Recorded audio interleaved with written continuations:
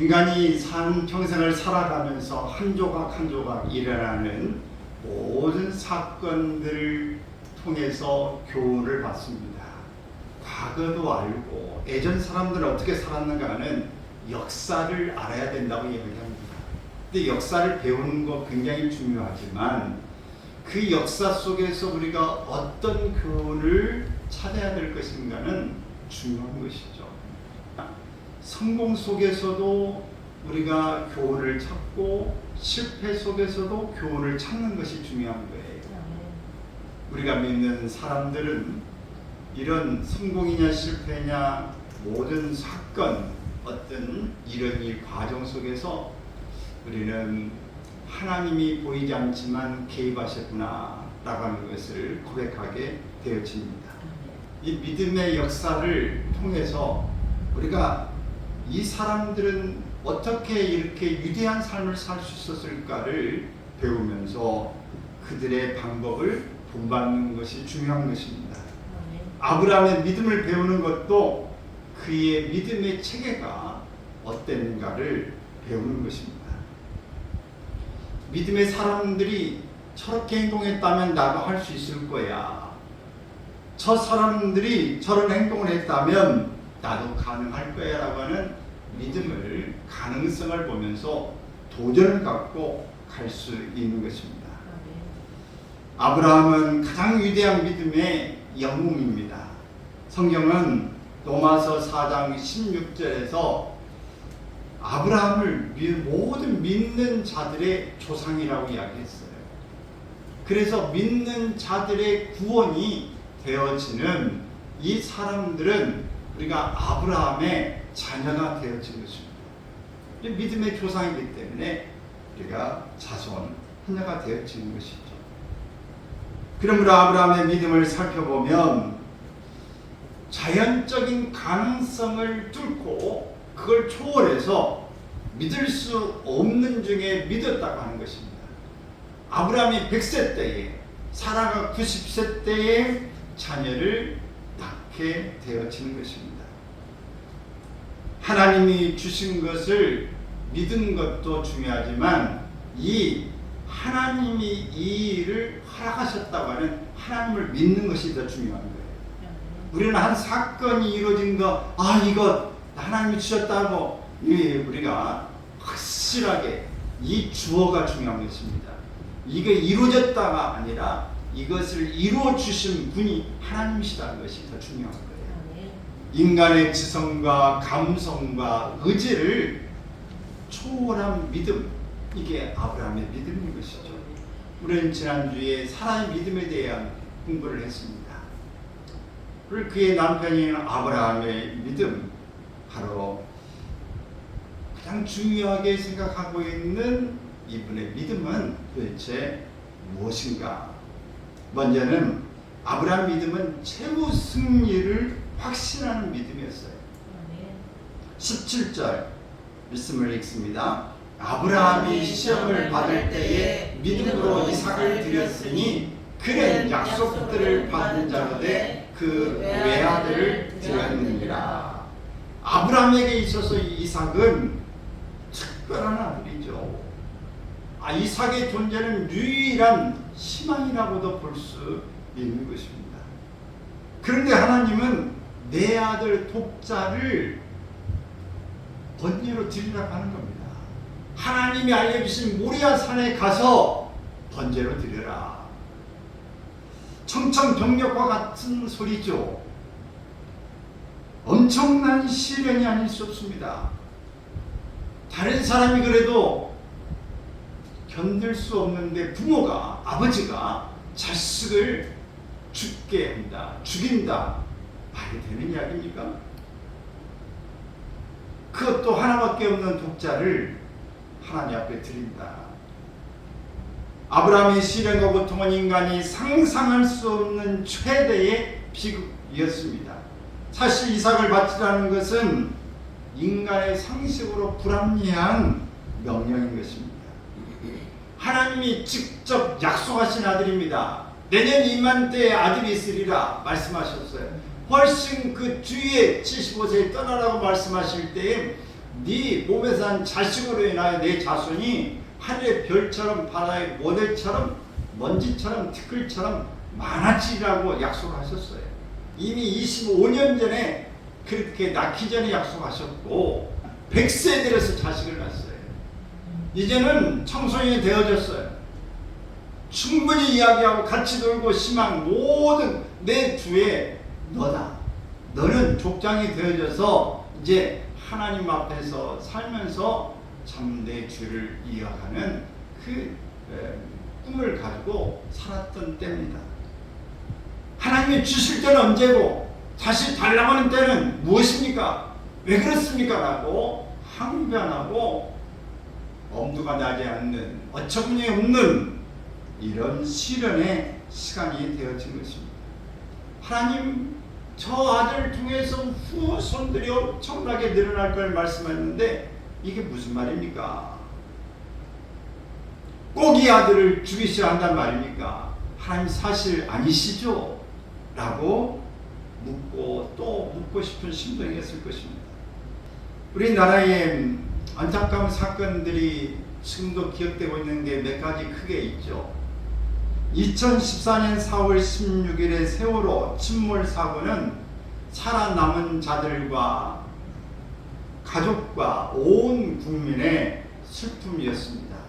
이로 인해서 지금도 그 슬픔을 극복하려고 애쓰는 이들이 있습니다. 2010년 3월 26일 서해 병영도 부근에서 천안함 피격 사건에서 희생된 해군 초계함이 북한의 어뢰정에 의해서 두동강 나면서 침몰했습니다. 이를 통해서 희생자들과 살아남은 자들 또 그의 가족들의 슬픔을 무엇으로 이루할 수 있었겠습니까? 2022년 10월 29일 이태원의 참사로 인해서 희생된 사건에서 여러 사연들이 있습니다. 자식을 떠나버린 부모의 심정은 어떠했겠습니까? 얼마 전에도 공원에서 30살짜리가 이 공원에서 CCTV가 없는 데서 머리를 때리고 온몸을 막 때려서 결국은 어제 세상을 떠났습니다. 그런데 얼굴에 상처를 입히고 성폭행을 했다고 하는 것이죠. 여러분, 이 얼마 전에도 그 막 묻지마 살인처럼 일어나고는 갑작스러운 일을 당할 때에 그를 뭘로 어떻게 위로가 되겠습니까?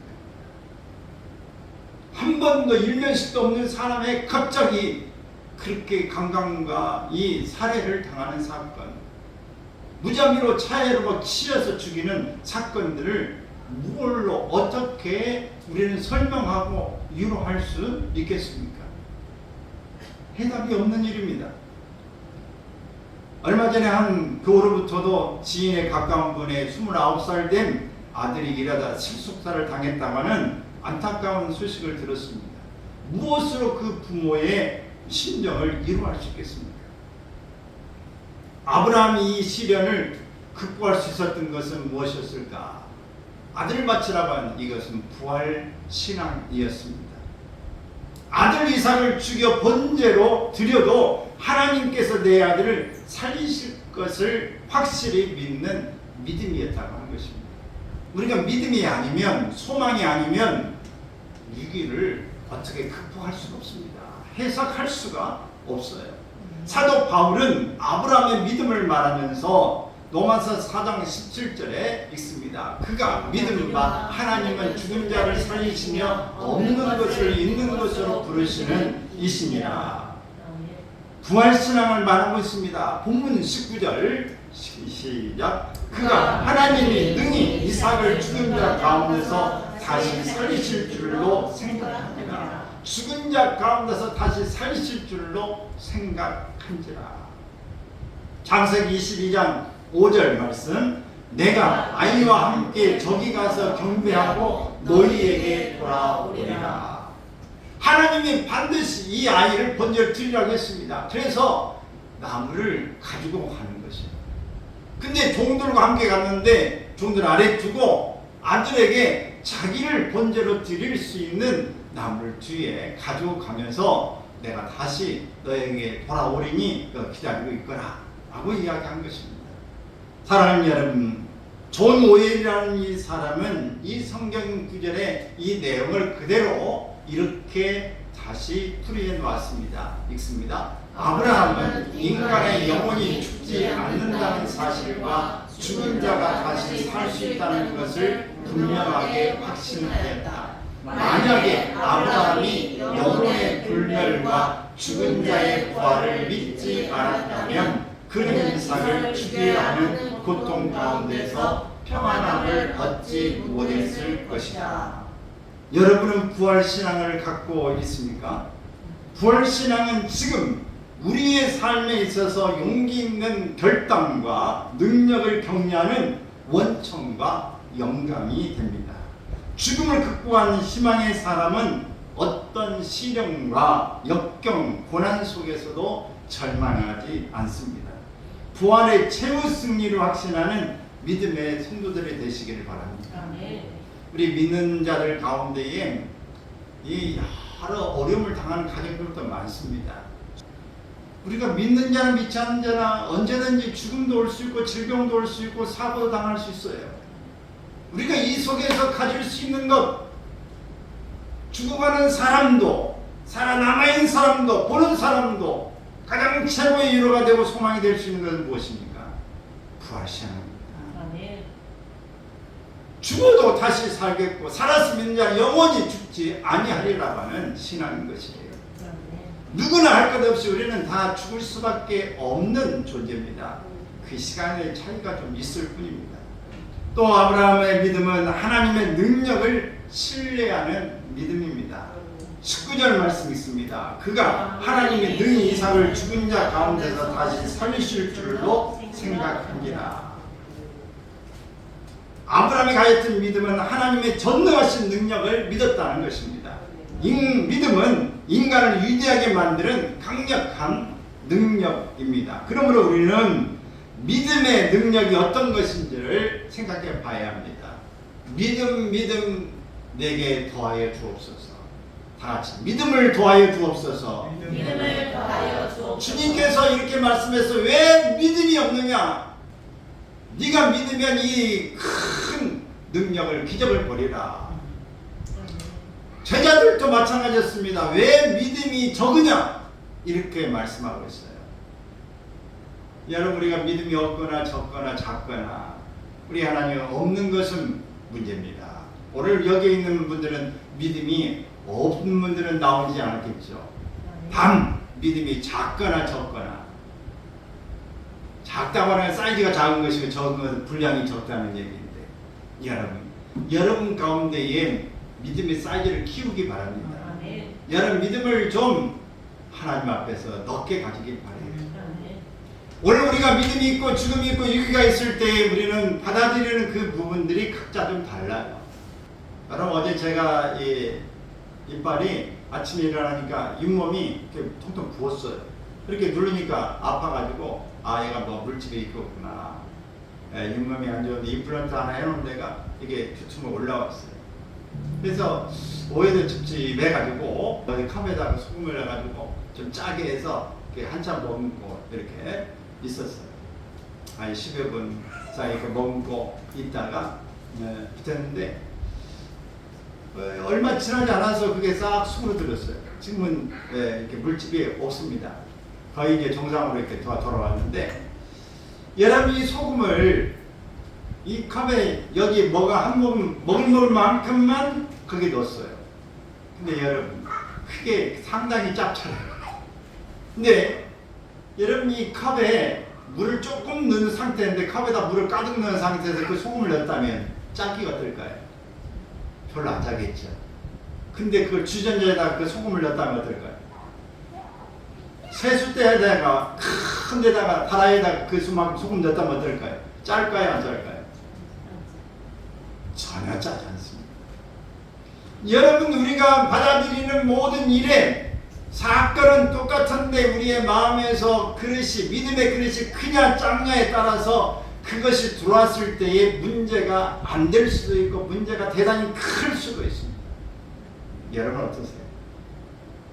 믿음의 그릇이 큽니까? 마음의 그릇이 모든 것을 포용할 담을 만한 그릇이 되십니까? 누가 한마디만 하면 그것을 꼬매가지고 그것 때문에 사냐 죽느냐고 생각하고 있는 거예요. 아니면 어떤 문제가 좀 큰 게 있어도 그것을 단호하게 그럴 수 있지. 하나님의 무슨 뜻이 있을 것이고 이게 뭔가 이 속에서 내가 얻어야 될 교훈은 무엇인가 이를 받아들일 수 있는 그런 자세이십니까? 어떠세요? 우리에게 있어서 이 믿음은 굉장히 중요해요. 믿음의 능력, 먼저는 믿음은 새로운 관계를 맺게 해주는 능력이 있습니다. 우리 인생은 관계를 맺는 대상에 따라서 풍부한 삶을 살 수도 있고 빈곤한 삶을 살 수도 있습니다. 예수님을 믿는 순간 우리 하나님 아버지와 새로운 관계 속으로 들어가게 되어집니다. 종의 신분에서 자녀의 신분으로 변화됩니다. 믿음으로 아브라함의 자손이 되어지는 것입니다. 또 믿음은 새로운 축복을 받게 해주는 능력입니다. 예수님을 믿는 순간 우리는 하늘의 신령한 복과 아브라함의 복을 누리게 되어지는 것입니다. 갈라디아서 3장 9절에 읽습니다. 그러므로 믿음으로 말미암는 자는 믿음이 있는 아브라함과 함께 복을 받느니라. 또 갈라디아서 3장 14절 이는 그리스도 예수 안에서 아브라함의 복이 이방인에게 미치게 하고 또 우리로 하여금 믿음으로 말미암아 성령의 약속을 받게 하려 합니다. 믿음은 새로운 축복을 받게 하는 것이고 새로운 관계를 맺게 해주는 것인데 또 믿음은 새로운 가능성에 눈을 뜨게 해주는 능력이 있습니다. 아브라함이 하나님의 부르심을 받고 믿음으로 반응했을 때 그는 이전에 보지 못한 새로운 가능성을 보았습니다. 새로운 땅을 받고 새로운 자손을 받고 새로운 사명을 보았습니다.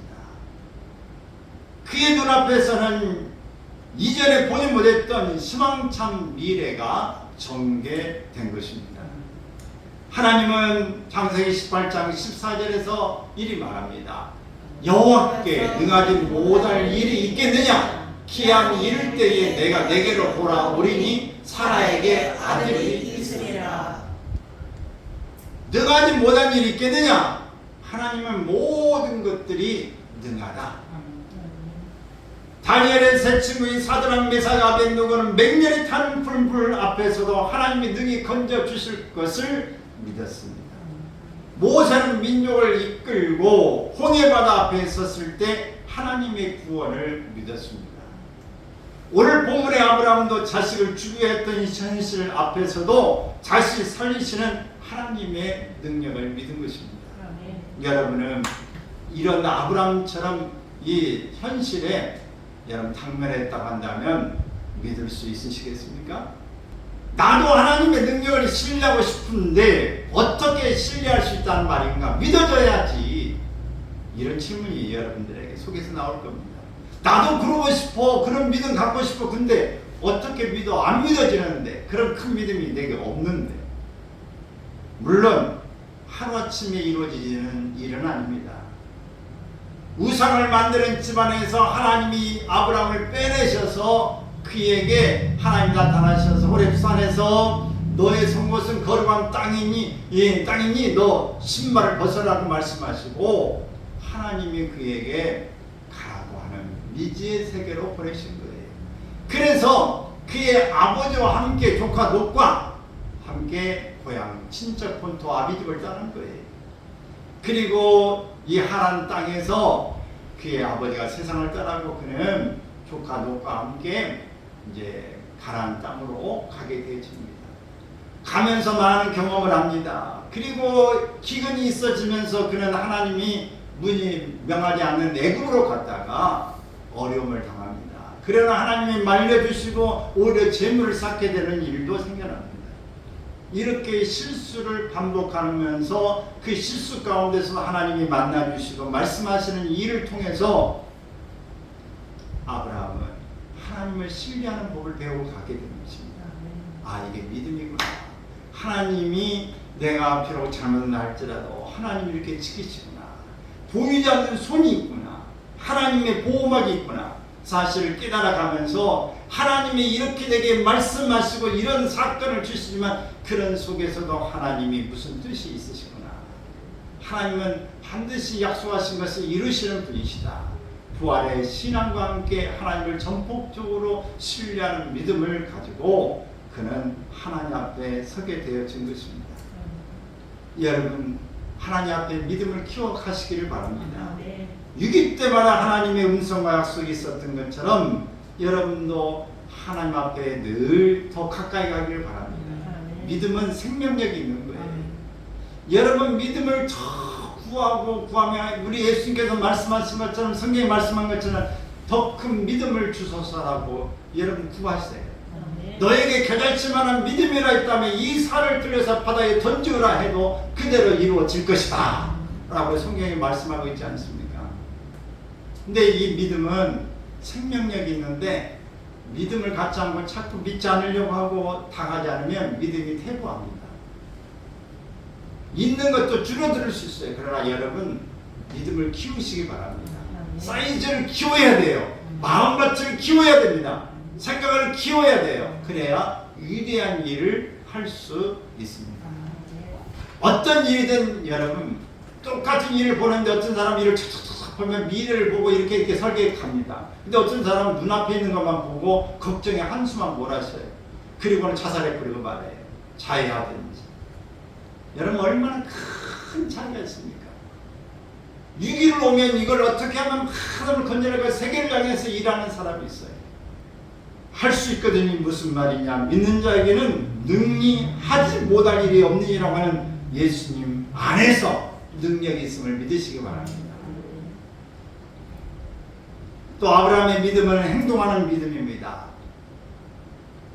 야고보서 2장 21절 22절 시작. 우리 조상 아브라함이 그 아들 이삭을 제단에 바칠 때에 행함으로 의롭다 하심을 받은 것이 아니냐. 내가 복음과 믿음이 그의 행함과 함께 일하고 행함으로 믿음이 온전하게 되었느니라. 야고보서는 행함을 강조하고 있는데 행함이 없는 믿음은 곧 죽은 믿음이다. 이렇게 이야기했어요. 아브라함은 하나밖에 없는 아들을 바치라는 하나님의 명령에 순종한 대단한 믿음을 소유한 사람입니다. 그는 말로만 전능하신 하나님을 믿는다고 말하지 않고 행동으로 보여주었습니다. 머리로만 믿는 게 아니라 생활 가운데서 믿음을 실천하는 믿음인 것입니다. 야고보서 2장 14절 16절에 행함이 없는 믿음은 무슨 믿음일까요? 무익한 믿음, 또 죽은 믿음. 야고보서 17장 2장 17절 26절에 이야기하고 있어요. 죽은 믿음은 썩은 냄새만 나는 거예요. 행함이 없는 믿음은 어리석은 믿음이에요. 헛된 삶을 살아가는 것을 말합니다. 행동하지 않는 믿음은 구원을 이루지 못하는 믿음입니다. 어리석고 무익하고 죽은 믿음을 갖지 않기를 바랍니다. 정욕을 이기지 못하고 시험과 죄를 이길 수 없습니다. 말로만 하는 믿음이 되어서는 안 됩니다. 살아있는 믿음, 행함이 있는 믿음이 되시기를 바랍니다. 여러분, 자식을 바친다고 하는 것은 타의가 됐든 자의가 됐든 이것은 어렵습니다. 아니, 어쩌면 불가능합니다. 하지만 아브라함의 믿음처럼 하나님께 맡기십시오. 아직 살아나지 않고 제물로 드리기 위해서 가는 길에서 돌아올 것에 대한 믿음의 말을 한 것을 기억하십시오. 여러분도 믿음의 말을 하기 바랍니다. 지금 눈앞에 나타나 있지 않지만 현실은 불가능하고 현실은 암담하지만 믿음의 말을 하십시오. 소망의 말을 하십시오. 말은 생명력이 있습니다. 견인력이 있습니다. 말은 모든 일을 역사하는 힘을 가지고 있는 것입니다. 단호한 믿음을 보이십시오. 그래야 자녀도 확신을 갖습니다. 여러분, 이렇게 아버지가 단호한 믿음을 가지고 있을 때에 이삭도 아버지가 하는 것을 확신을 보면서 두려움을 떨 뻔했을 것입니다. 괜찮아. 오늘 분명히 너는 될 거야 라고 하는 것입니다. 이런 예화가 있죠. 큰 이 절벽과 절벽 사이에 줄을 하나 이게 매달아 놓고 거기에 정말 줄을 타는 이런 사람이 있어요. 많은 관광객들이 보면서 환호성을 지릅니다. 많은 사람들이 모였습니다. 줄 타는 사람이 이렇게 이야기했어요. 여러분, 제가 이 줄을 타고 저 끝에까지 갔다 다시 올 걸로 믿으십니까? 예, 믿습니다. 박수 다 쳤어요. 자, 그러면 저와 함께 손을 잡고 여기 건너갈 사람 있으십니까? 잠잠해졌습니다. 아무도 없습니다. 그럴 때 한 사람이 저요 오고 왔어요. 누구냐? 아들입니다. 늘 그걸 보고 했던 그 아들이 제가 할게요. 그래서 아버지가 아들을 안고 그 줄을 타고 갔다가 오게 됩니다. 여러분, 이것을 확실하게 보고 믿는 사람만이 이 일에 대해서 자신감을 갖고 믿음을 가질 수 있어요. 아브라함이 분명히 하나님을 체험하고 하나님에 대한 신뢰가 분명하다고, 이건 100%, 99%가 아니라 100% 안전하고 100% 확신하다고 하는 믿음을 가질 때에 이삭도 놀라지 않는 거예요. 죽으면 죽으리라. 오늘 아버지의 마음대로 하세요. 뜻대로 하세요. 여러분, 오늘 우리가 자녀들에게 보여줄 수 있는 것, 어른이 오늘 다음 세대에게 보여줄 수 있는 것은 확신입니다.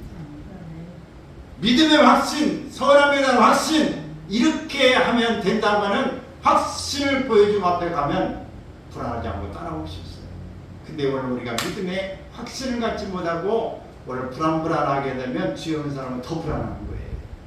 운전기사가 불안해가지고 안전하지 못하고 불안하면 핸들을 흔들면 뒤에 사람은 어때요? 운전기사가 불안하게 흔들면 뒤에는 몇 배가 더 흔들립니다.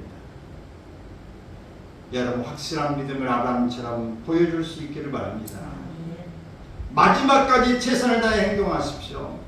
뒤롭고 떨림으로 구원을 이룬 것처럼 하나님의 약속을 믿고 포기하지 않기를 바랍니다. 자녀의 미래를 위해 온갖 좋은 학원에 일찍부터 조기교육한다고 보내지 않고 그 물질을 하나님께 드린 부모들이 과거에는 참 많았습니다. 학원 갈도를 하나님 앞에 드리고 하나님 이 아이를 책임져 주십시오. 하나님 앞에 맡깁니다. 이런 고백인 것이죠. 그러나 그런 요즘 부모는 요즘엔 별로 없습니다. 중산층 이상의 부모들 가운데 자녀들을 부모의 계획된 프로그램에 의해서 자녀를 노예처럼 강압적인 분위기에서 쉴 새 없이 못 살게 구는 그런 일들이 요즘에는 거의 대다수를 이루고 있어서 자녀 교육비 때문에 자녀 못 낳는다, 이렇게 이야기합니다. 그런데 어떤 사람들은 이렇게 이야기해요. 차라리 그 돈을 자녀를 위해서 주식이나 저축을 하여서 미래를 준비해라. 그렇게 투자하고 있어도 좋은 대학에 갈지도 모르고 또 어떻게 잘 빠질지도 모르니 그가 대학에 가고 난 다음에 그가 졸업하는 다음에 그 사업자금을 충분히 몇 억을 준비해서 그 돈으로 새로운 삶을 시작할 수 있도록 해줘라. 여러분, 하나님께 자녀를 맡겨드리는 믿음과 자녀를 믿어주는 믿음을 가지시길 바랍니다. 따라서 합시다. 하나님께 자녀를 맡겨드립시다. 하나님께 자녀를 맡겨드립시다. 자녀를 믿읍시다. 자녀를 믿읍시다. 여러분, 믿어주세요. 믿고 하나님 앞에 맡겨드리기를 바랍니다. 이 부모들은, 어른들은 다음 세대에 대해서 믿기가 참 어렵습니다. 왜? 경험이 적고 지식이 적고 모든 사회물증을 잘 모르고 넓게 보는 이 관점이 나이 먹은 부모들보다는 어른들보다는 적기 때문에 불안하고 일을 해주려고 그래요. 그렇게 하면 안 된다고 제도를 자꾸 겁니다. 근데 여러분, 우리가 지나는 거 보면 우리는 어땠어요? 우리도 뭔가 젊었을 때는 혼자 해보고 싶었잖아요. 해보면서 실패하고 실수하면서 이거 안 되구나 경험을 배우지 않습니까? 근데 그들도 뭔가를 해볼 수 있는 기회를 열어줘야 합니다.